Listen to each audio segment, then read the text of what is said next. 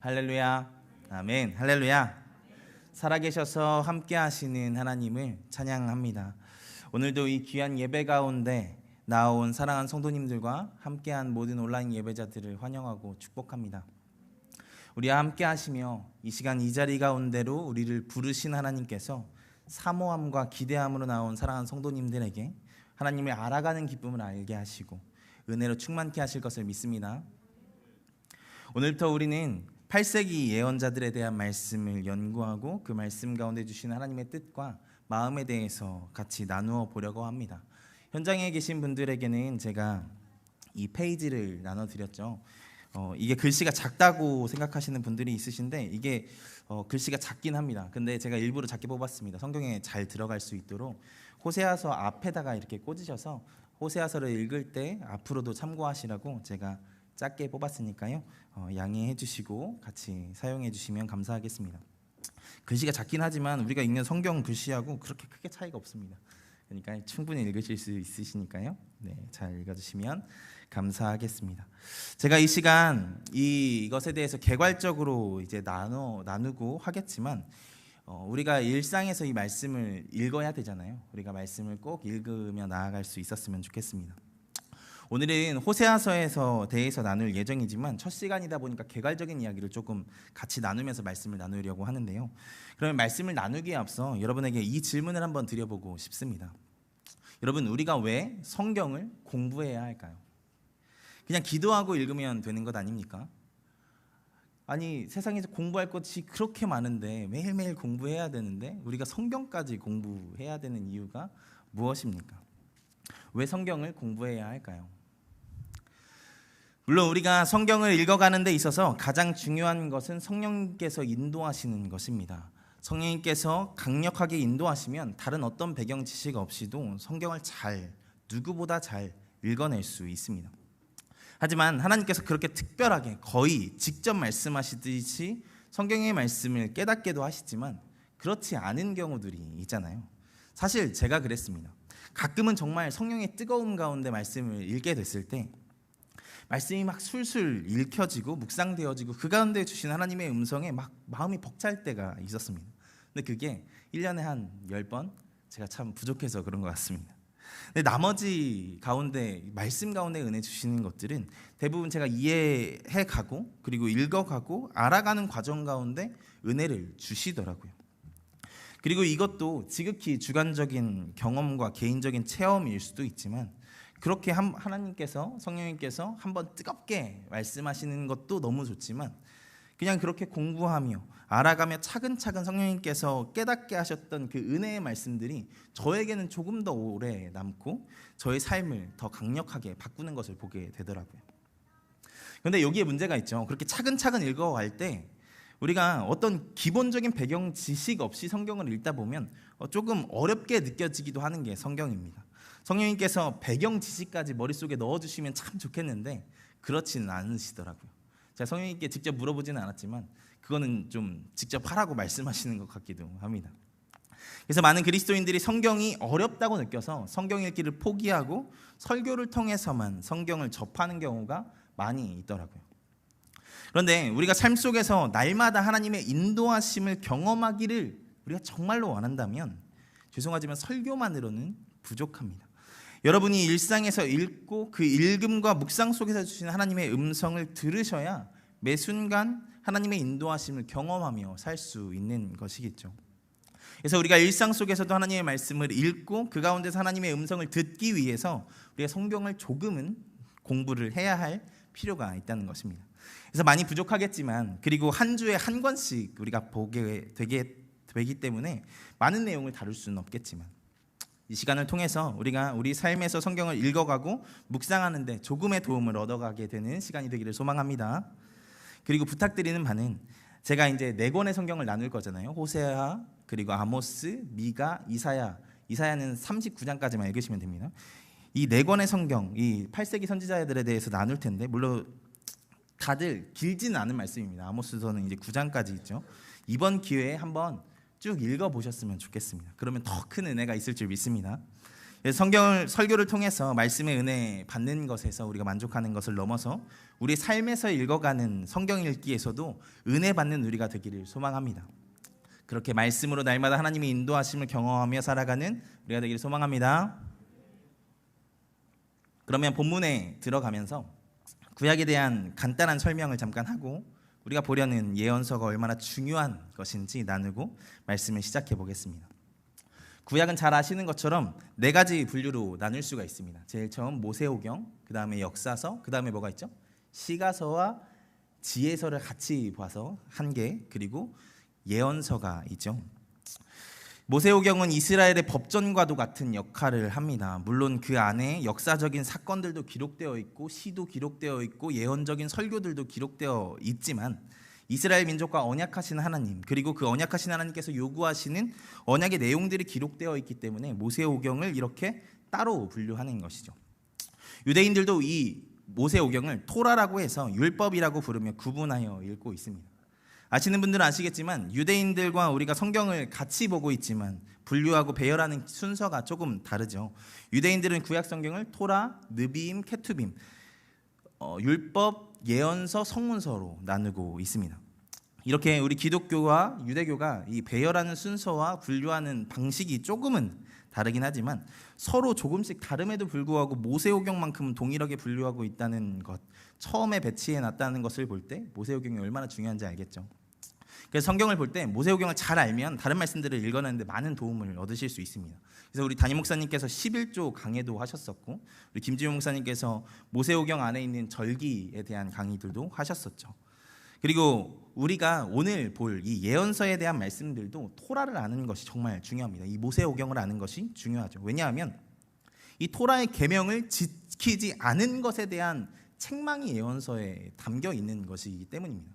그냥 막 예언자들을 보내셔서 하나님이 막 혼내시는 게 아니에요. 이 토라의 기준에 맞춰서 살지 않은, 토라에서 말씀하신 하나님의 그 생활 방식에 맞춰 살지 않은 이스라엘 민족에 대해서 꾸짖으시는 것이 예언서의 말씀이라는 것이죠.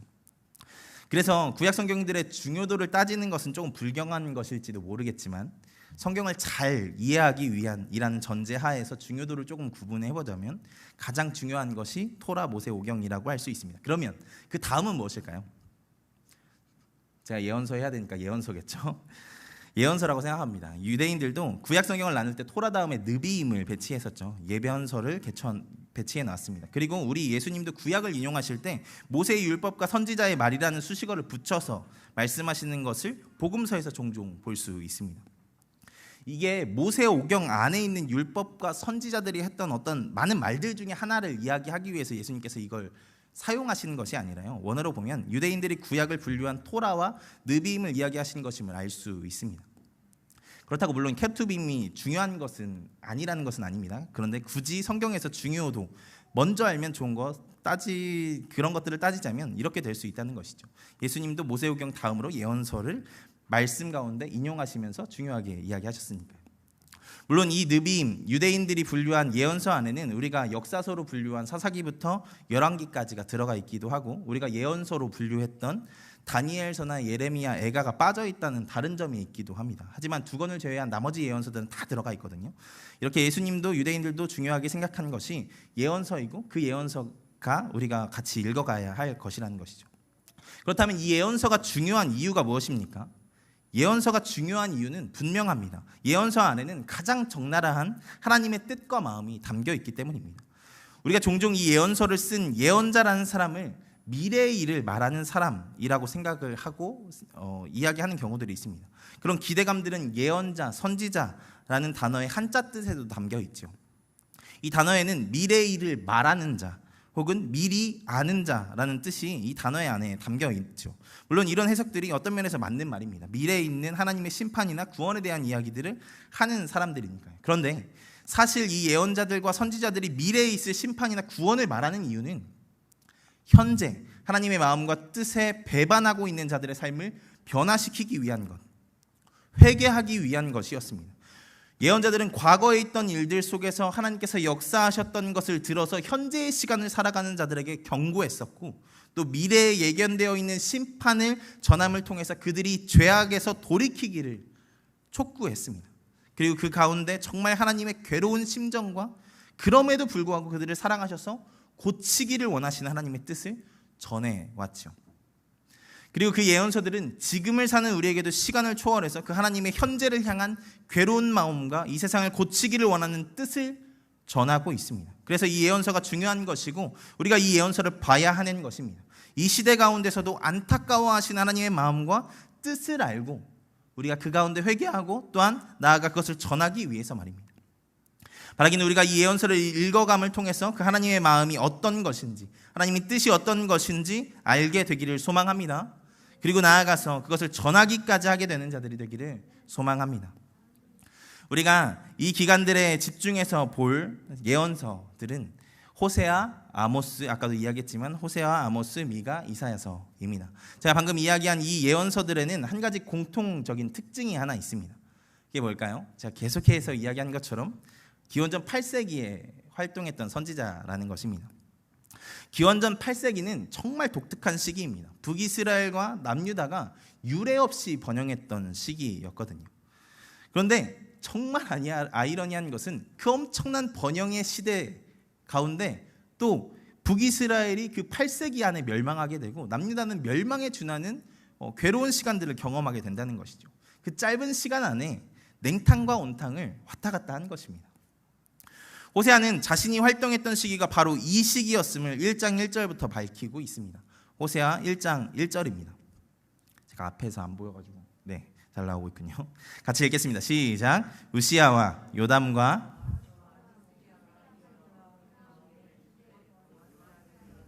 여로보암이 이스라엘 왕이 된 시대에 부엘리의 아들 호세아에게 임한 여호와의 말씀이라. 지금 이렇게 호세아가 활동했던 시대로 나열된 왕들이 여러 명이 있죠. 그 가운데 우시야와 북이스라엘 왕이었던 그 여로보암 2세. 참고로 성경에서는 여로보암 2세라고 표현하진 않습니다. 우리가 편의상 여로보암 1세가 분열 왕국을 시작했던 사람이었기 때문에 그 다음에 왕으로 섬겼던 이 여로보암 왕을 여로보암 2세라고 우리가 구분해서 보는 것이죠. 어쨌든 이 시대가 호세아가 활동을 시작했던 시기로 볼 수 있습니다. 여로보암 2세의 시기와 우시야 왕의 시대 말이죠. 이 시기는 앞서 이야기한 것처럼 엄청난 번영을 누렸던 시기입니다. 남유다와 북이스라엘 모두 엄청난 영토 확장과 재물을 축적했던 시기이죠. 거의 솔로몬의 영토에 필적할 정도의 영토 확장을 이루었다라고 이야기를 하지 않습니까? 그런데 호세아가 마지막으로 활동했던 시기는 언제인지 그의 그 자신의 시기 언급을 통해서 한번 보면 그가 마지막으로 이야기했던 왕의 연대는 히스기야 왕입니다. 남유다 왕의 히스기야 왕의 시기로 볼 수 있는데 이 시기가 어떤 시기냐면 북이스라엘은 멸망당하고 남유다도 멸망에 준하는 위기를 경험했던 시기입니다. 북이 영화와 멸망이 기원전 8세기 단 100년 안에, 아니 호세아의 활동 시기 안으로 그 타임라인을 축약하자고 한다면 4, 50년 안에 그 엄청난 북이 영화와 멸망이 같이 타임라인 안에 있었다라는 것이죠. 이게 참 신기하지 않습니까? 어떻게 북이 영화를 누리고 엄청난 영토를 수복하고 그렇게 강성해진 뒤에 그렇게도 빨리, 그렇게도 단숨에 멸망하고 멸망에 준하는 위기를 맞는 시대가 있을 수 있었을까요? 물론 이것을 하나님의 심판으로 이야기하면 아주 간편하게 설명을 할 수 있겠지만 하나님께서 그 시기에 어떤 방식으로 어떤 나라들을 사용하셔서 이 심판을 행하셨는지에 대한 것들을 알면 조금 더 이 시기에 대한 이해도가 좀 더 높아질 수 있겠죠. 이 8세기의 시간 속에 가장 강대국은 아시리아, 성경에서는 아수르라고 표현하는 나라가 가장 강력한 강대국이었습니다. 근데 딱 이 8세기에 아수르 제국 안에 엄청난 일이 벌어집니다. 그게 뭐냐면 내전이 벌어지죠. 수많은 민족들을 징벌했던 나라였고 또 그 안에 힘을 키워온 세력들이 있었기 때문에 어쩌면 아수르에게 있어서 이런 내란은 필연적이었을지도 모릅니다. 그런데 그 시기가 또 하필이면 부국 강병을 시도하던 남유다의 우시야 왕과 북이스라엘의 여로보암 2세 왕의 시대와 딱 맞아 떨어진 것입니다. 그래서 남유다와 북이스라엘이 아수르라는 제국을 신경 쓰지 않고 정복 활동과 무역 활동을 할 수 있었던 것이죠. 아수르가 도저히 대외 활동에 개입할 수 없던 상황이었으니까요. 그래서 이 시기에 정말 유례 없을 정도의 번영을 남유다와 북이스라엘이 동시에 누리게 될 수 있었던 것입니다. 그런데 이게 계속 이어지면 좋겠는데 그 아수르의 내전이 750년, 740년경에 끝나게 됩니다. 그리고 정보광 디글랏 빌레셀 3세가 아수르 왕으로 즉위하게 되죠. 이 왕은 좀 기억하시는 게 좋습니다. 8세기 예언자 이야기하면서 가끔 나올 수 있는 왕이니까요. 그리고 참 아이러니하게 이 시기에 남유다의 강력한 왕 우시야가 죽고 북이스라엘 왕 부흥의 아이콘 여로보암 2세도 죽게 됩니다. 마치 톱니바퀴가 맞아 들어가는 것처럼 그 번영의 시기가 끝나버린 것이죠. 아수르는 강력해지고 이스라엘 민족들의 나라는 약해져 버린 것입니다. 그리고 이 시기에 특별히 북이스라엘은 멸망으로 가는 더 큰 문이 열리게 됩니다. 바로 내란을 경험하게 된 것이죠. 여로보암 2세가 죽고 나서 그 후 30년 동안 왕이 6번이나 바뀌었다라고 이야기를 합니다. 우리나라는 5년 대통령제를 하고 있기 때문에 30년 동안 5명이면 적당히 한 거 아닌가라고 생각을 6명이 한 거면 적당히 한 거 아닌가 할 수 있겠지만 이 당시는 왕이 종신직이었습니다. 그런데 왕이 5년마다 바뀌었다라고만 생각을 해도 그 왕이 정말 건강상에 계속 지속적인 무슨 문제가 있었다라는 것들을 우리가 짐작할 수 있는 것이지 않겠습니까? 그러니까 엄청 많이 바뀐 것입니다. 여로보암 2세의 아들 스가랴는 즉위하고 6개월 만에 죽임을 당합니다. 그리고 그 다음에 왕이 된 살룸도 한 달 만에 죽임을 당하죠. 그 다음에 므나헴이 잠깐 10년 동안 통치를 하지만 그의 아들 브가히야는 2년 동안 통치하고 죽임을 당합니다. 그리고 베가 왕이 20년 정도 통치하고 마지막 호세아 왕이 즉위 9년 만에 나라를 말아먹고 이제 북이스라엘이 망하게 되죠. 이렇게 급격하게 몰락하는 북이스라엘 상황은 물론 우연히 모든 것이 톱니바퀴가 맞아 들어가서 그렇게 됐다라고 우리가 생각할 수도 있지만 믿는 우리는 그렇게 인도하시고 역사하신 하나님의 역사였다는 것을 다시 한번 묵상하고 생각해 볼 수 있는 것이겠죠.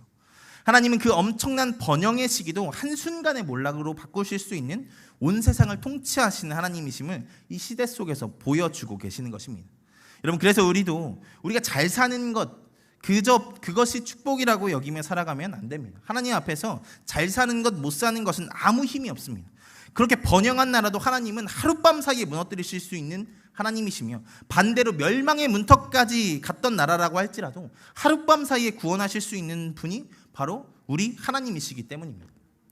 그것을 북이스라엘과 남유다의 역사를 통해서 보여주고 있지 않습니까? 북이스라엘이 그렇게 번영했지만 결국에는 멸망으로 그렇게 신속하게 가게 하신 것이 누구입니까? 하나님이시죠.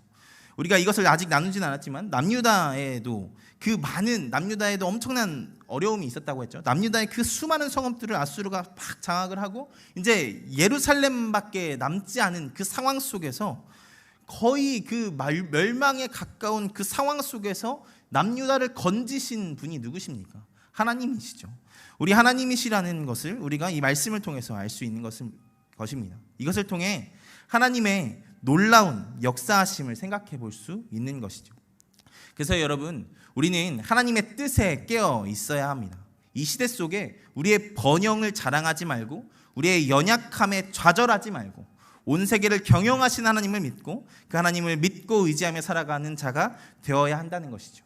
바라기는 그렇게 날마다 하나님을 의지하며 살아가는 우리가 되기를 소망합니다. 아멘. 여러분, 지금 벨소리가 울리고 있는데 이게 그 중요한 말씀이 이제 시작된다는 신호입니다.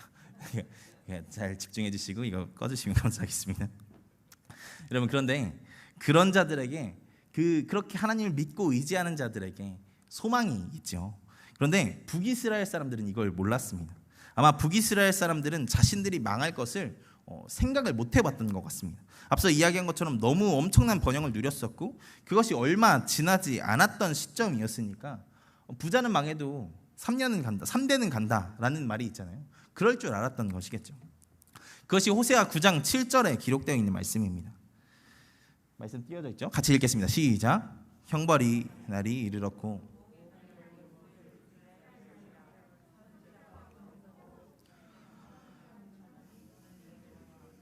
내 원한이 큼이라. 이게 무슨 말이냐면 호세아서가 이게 하나의 특징 중에 하나가 히브리어가 되게 어렵게 되어 있다는 것입니다. 그래서 번역이 많이 까다로운 그 말씀인데요. 원문을 통해서 의미를 살펴보면 형벌의 날, 보응의 날이 이스라엘에게 이른 것을 선지자들을 통해서 알게 하셨고 소리치게 하셨는데 이스라엘 사람들이 그 선지자가 어리석다고 말하며 신에 감동된 자가 미쳤다고 말했다는 것입니다. 그러니까 다시 정리하면 너네가 곧 망한다고 열심히 선지자들을 보내서 하나님께서 말씀하시는데 그 선지자들을 향해서 이스라엘이 미쳤다라고 이야기를 했다라는 것이죠. 왜 미쳤다고 했겠습니까? 자기들이 그렇게 번영을 누리는데 망한다니까 미친 소리를 들렸던 것이겠죠. 그래서 하나님께서 이 호세아가 필요했던 것입니다. 이들이 자기 잘못을 모르고 멸망으로 가고 있는데도 그것을 모르고 더 죄악을 심하게 지으며 살아가고 있었기 때문입니다. 이것이 바로 호세아서를 기록한 첫 번째 이유입니다. 북이스라엘을 회개하기 위함이라는 목적 말입니다. 이 호세아서는 다른 예언서들도 마찬가지이지만 그 시대와 그 땅에 살아가던 사람들을 회개하기 위해서 하나님께서 선포하게 하신 것입니다. 여러분, 하나님의 계획은 처음부터 심판이 아니었습니다. 그게 호세아 11장 8절에 드러나죠. 11장 8절 말씀 같이 읽겠습니다. 시작. 에브라임이여 내가 어찌 너를 놓겠느냐, 이스라엘이여 내가 어찌 너를 버리겠느냐,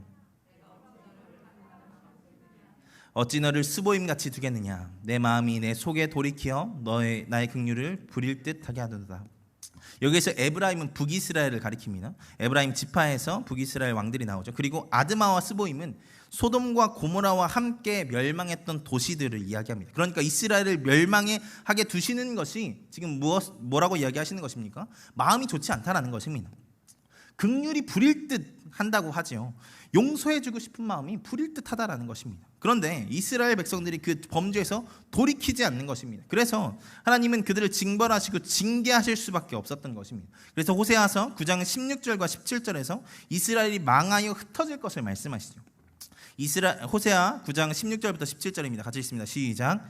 에브라임은 매를 맞아 그 뿌리가 말라 열매를 맺지 못하나니 비록 아이를 낳을지라도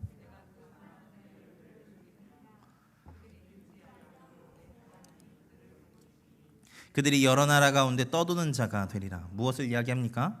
하나님께서 이스라엘을 심판하셔서 흩어지게 될 것을 말씀하시는 것이죠. 결국 이렇게 호세아서를 기록한 첫 번째 목적인 이 북이스라엘은 그들이 회개하지 않으므로 멸망하게 됩니다.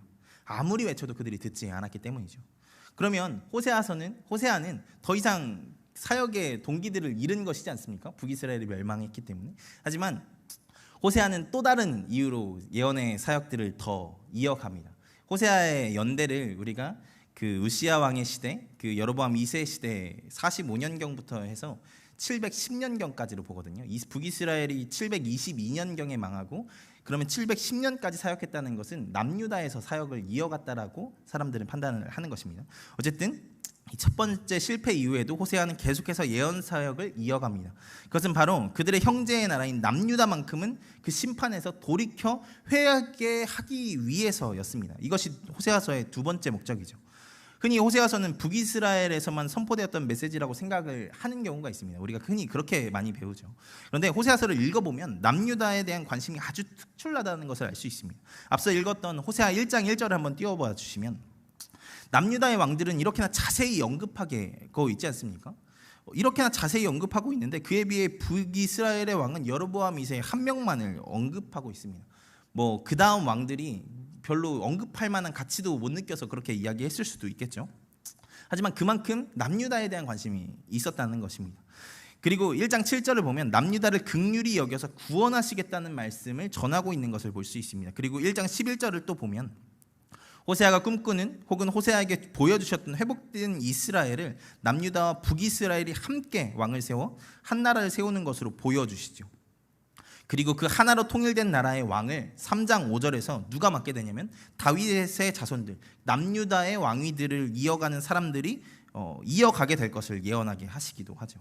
호세아는 북이스라엘에서 주로 활동했지만 남유다의 왕위의 정통성을 인정하면서 남유다만큼은 멸망하지 않기를 바라는 마음으로 여기에서 이렇게 사역을 하고 있는 것입니다. 이 외에도 남유다에 대한 예언들이 곳곳에서 드러나는 것을 호세아서를 읽으면 알 수 있습니다. 그리고 이 목적만큼은 그가 살아있는 동안 그래도 성취해내죠.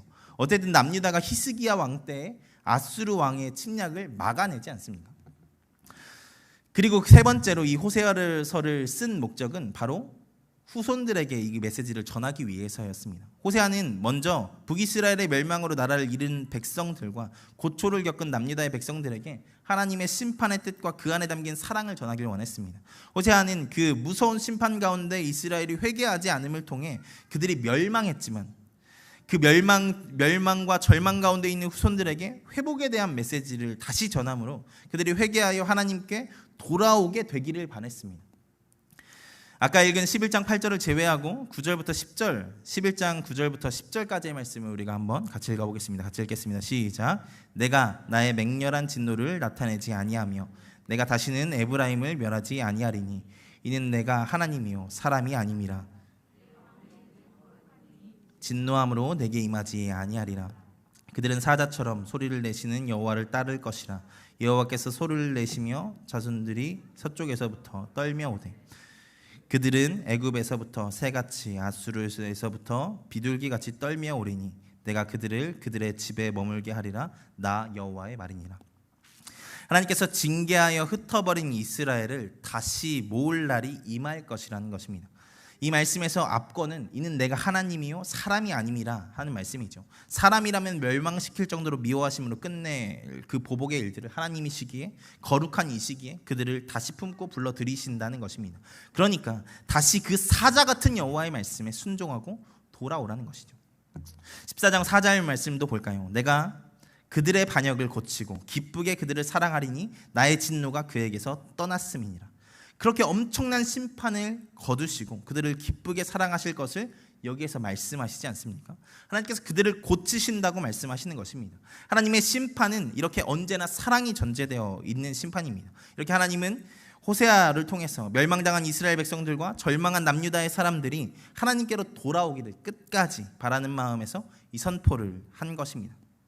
그리고 나아가서 우리를 포함한 후대의 사람들에게도 이 하나님의 심판의 의미와 그 안에 담긴 사랑을 알게 하기를 원하셨죠.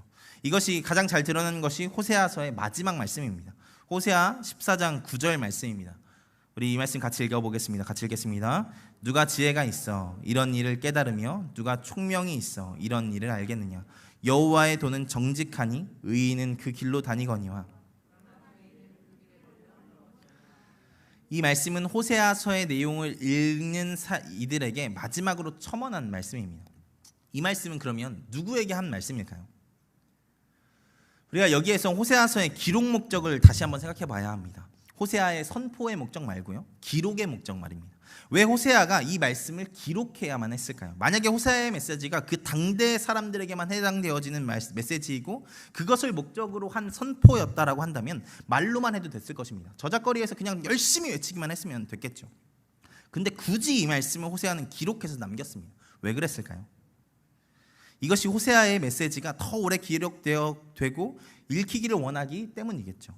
이렇게 호세아는 심판 이후에 북이스라엘과 남유다의 백성들 그리고 그 이후의 후손들과 바로 우리를 포함한 후대 사람들을 위해 이 예언서를 기록한 것입니다. 왜냐하면 이 메시지는 그 당시에만 필요한 메시지가 아니라 지금을 사는 우리에게도 필요한 메시지이기 때문입니다. 우리는 항상 기억해야 합니다. 하나님의 심판과 그 안에 담긴 하나님의 사랑을 말입니다.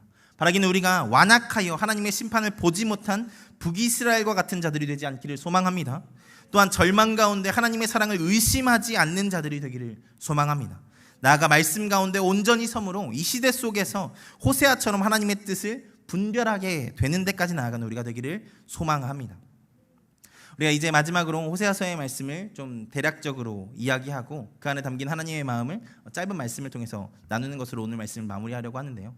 호세아서는 크게 두 파트로 나눌 수 있습니다. 제가 나누어드린 이 페이지를 참고해 보시면 제가 호세아서를 일단 크게 두 개로 나눴습니다. 하나는 호세아의 결혼 비유, 그리고 두 번째는 사장부터 나오는 호세아의 메시지로 이 두 가지 사역의 모습으로 나눌 수가 있고요. 그리고 이 메시지는 또 두 가지로 나눌 수 있습니다. 호세아의 첫 번째 메시지와 두 번째 메시지로 나눌 수 있죠. 그래서 총 호세아는 세 개의 이야기로 구성되어 있는 것으로 볼 수 있습니다. 그런데 왜 어떻게 이렇게 세 개의 이야기로 구분되어지는지 제가 설명을 드리자면 이 세 개의 이야기에는 패턴이 있습니다. 그 패턴이 무엇이냐면 가장 처음에는 하나님께서 이스라엘 백성들의 죄를 고발하시는 장면들이 등장한다는 것입니다. 그리고 나서 그 하나님의 고발을 듣고 이스라엘 백성들이 회개해야 되잖아요. 회개하지 않습니다. 더욱 완악하게 행하는 모습들이 그 다음에 등장합니다.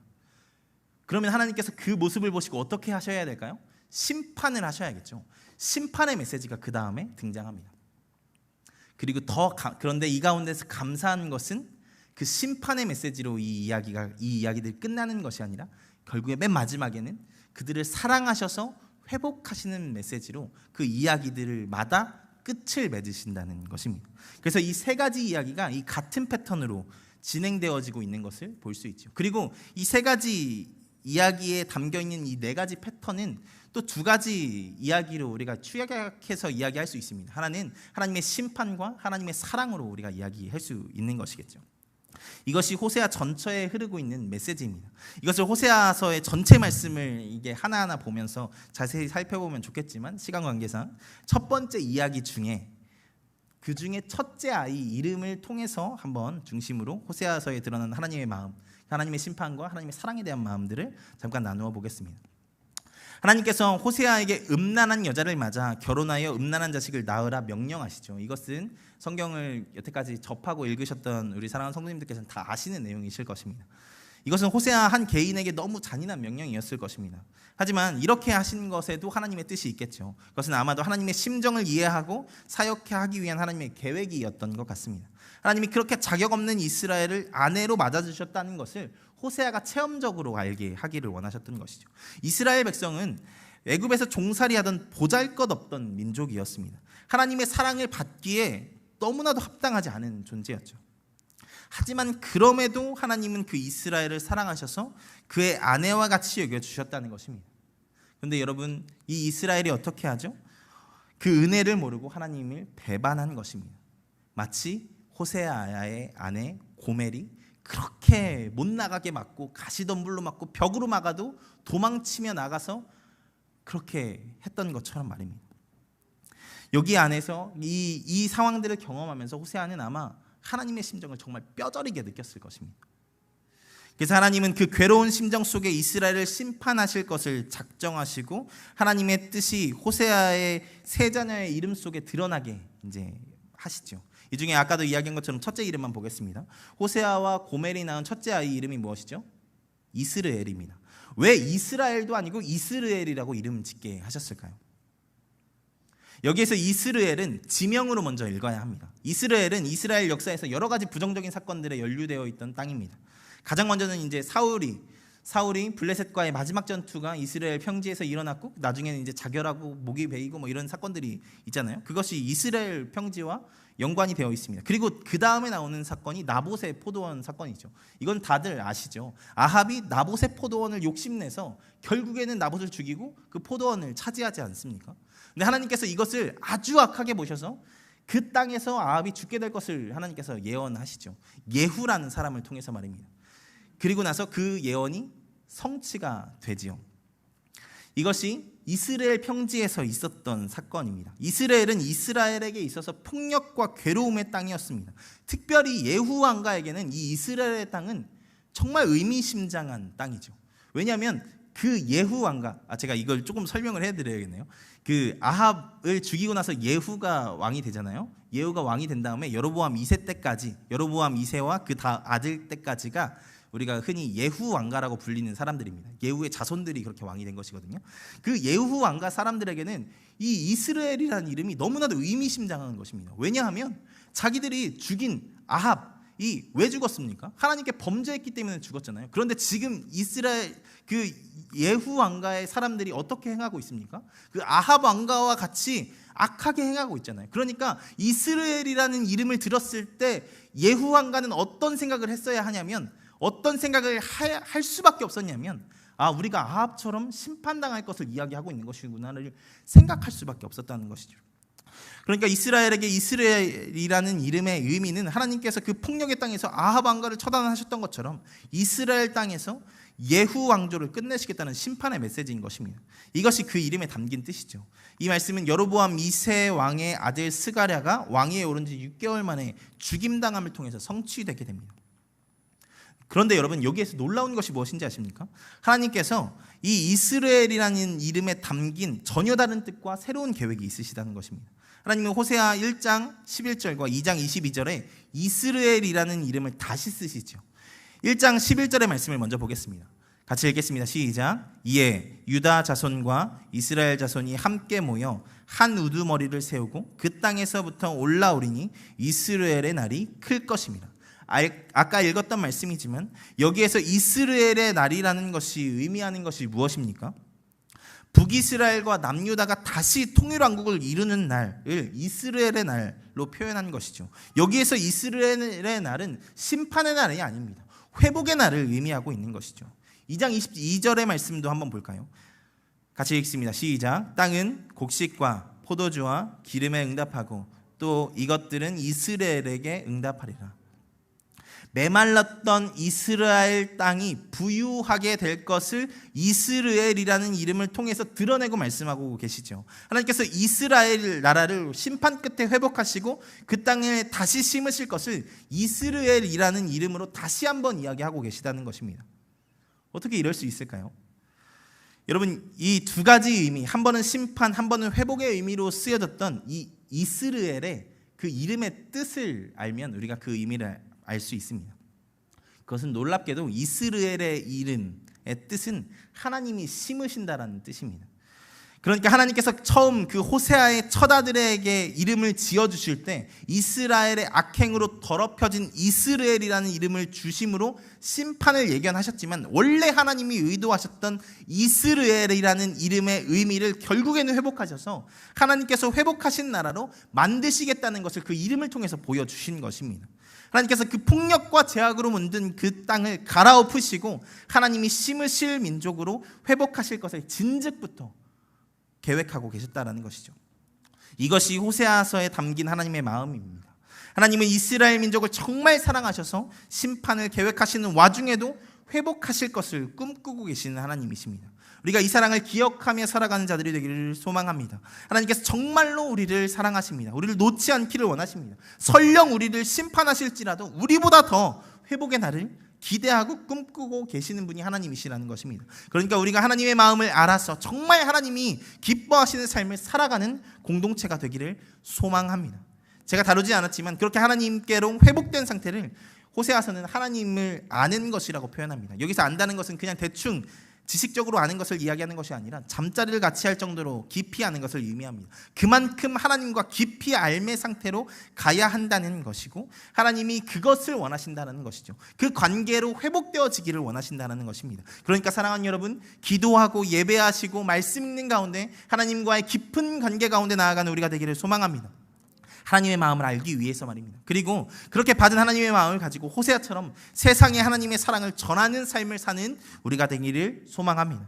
바라기는 우리가 이 하나님의 마음을 알아 하나님과 더 깊은 관계로 이 시대 속에서 하나님을 기쁘시게 하는 공동체가 되기를 소망합니다. 그렇게 날마다 하나님과 더 깊은 알므로 나아가는 우리가 되기를 주님의 이름으로 축원드립니다. 우리 같이 기도하기를 원합니다. 우리 이 시간 말씀을 생각하시면서 같이 기도하실 텐데요.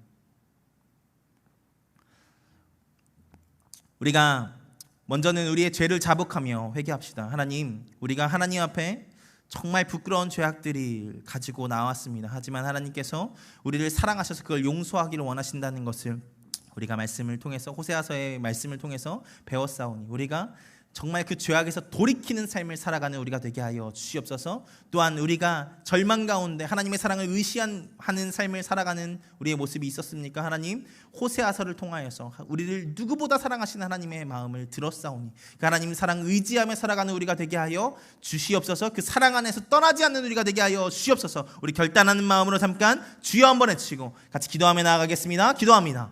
주여, 오 살아계신 하나님 감사합니다. 하나님, 우리가 호세아서의 말씀을 통하여서 하나님의 말씀을 듣게 하시고 하나님의 마음과 뜻을 알게 하시는 하나님 감사합니다. 심판하시고 또한 어쩔 수 없이 심판하시지만 사랑하시는 하나님, 정말로 우리를 사랑하셔서 회복하기를 원하시는 하나님, 그 마음에 대해서 우리가 들었사오니 하나님, 우리가 다시는 범죄하지 않게 하시고 범죄의 땅에서 하나님 온전히 돌이키게 하여 주시고 오직 아버지 하나님께로 나아갈 수 있는 우리가 될 수 있도록 주님 붙잡아 주시옵소서. 날마다 그 하나님의 사랑 의지하며 우리의 삶의 현장에서도 승리하며 나아갈 수 있는 자들 되게 하여 주시고 흔들리지 않고 그 믿음 안에 살아갈 수 있는 우리가 될 수 있도록 주님 주님께서 붙잡아 주시옵소서. 어떠한 절망 속에서도 하나님이 우리를 사랑하신다는 그 믿음 가지고 승리하며 나아갈 수 있는 우리가 될 수 있도록 주님 붙잡아 주시옵소서. 하나님께서 원하시는 하나님을 깊이 아는 삶의 삶을 살아가는 우리가 되기를 또한 소망합니다. 날마다 기도하고 예배하고 말씀 있는 그 가운데서 하나님의 마음과 뜻을 밝히 아는 자들 되게 하여 주시고, 또한 하나님의 뜻대로 살아가는 귀한 우리가 될 수 있도록 주님께서 붙잡아 주시옵소서. 하나님, 우리가 말씀 가운데 들은 대로 행하며 나아갈 수 있는 귀한 자들 될 수 있도록 주님 붙잡아 주시고, 하나님께서 우리를 정말로 사랑하시며 역사하신다는 것을 하나님 우리의 삶의 연장 가운데서 다시 한번 확인하며 나아갈 수 있는 우리가 될 수 있도록 주님 붙잡아 주시옵소서. 늦은 시간까지 하나님 이 자리 가운데 나와 말씀 듣고 기도한 우리 사랑하는 성도님들 축복하여 주시고, 하나님의 은혜로 하나님 회복시켜 주시어서 하나님 어디에 있든지 어느 곳에 있든지 날마다 하나님의 은혜 안에 살아가는 우리 사랑하는 지체들 될 수 있도록 주님께서 붙잡아 주시옵소서.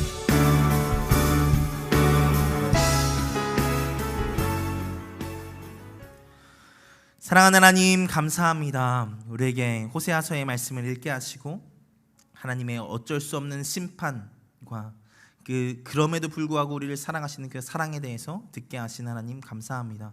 하나님, 우리가 날마다 하나님이 싫어하시는 죄악에서 떠나는 삶 살아가게 하시고, 또한 날마다 하나님의 사랑 의지하며 살아갈 수 있는 우리가 될 수 있도록 주님 붙잡아 주시옵소서. 늦은 시간 하나님을 사모하는 마음으로 나온 우리 사랑하는 성도님들 축복하여 주시고, 하나님 그 사모하는 10년 가운데 역사하여 주시어서 하나님 기대하고 사모하는 것보다 더 크게 역사하신 하나님의 은혜를 경험하는 삶의 연장들 될 수 있도록 주님께서 붙잡아 주시옵소서. 하나님, 늦은 시간이지만 단잠 자게 하시고 누구보다 내일 힘찬 몸짓으로 하나님께 영광 올려드리는 삶 살아가는 우리 사랑하는 성도님들 될 수 있도록 주님께서 붙잡아 주시옵소서. 감사합니다. 사랑합니다. 예수 그리스도의 이름으로 기도하였습니다. 아멘. 우리